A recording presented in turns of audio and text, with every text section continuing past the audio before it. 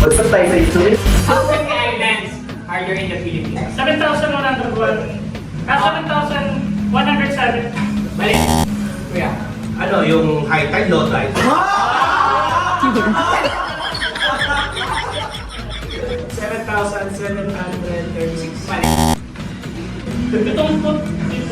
What? Itong walong po.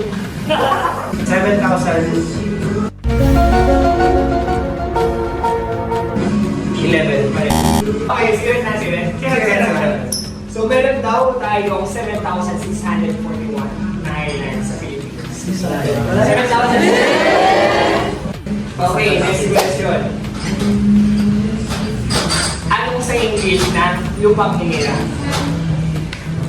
Lupang hinirang is the land that the promised land? The beloved land. May forgotten land. Hindi. My endless land. Where is this land? Okay, siren. Siren, okay. So, ang meaning ng lupang hinirang is the chosen land. Hinirang eh. Hinirang. The chosen. Okay.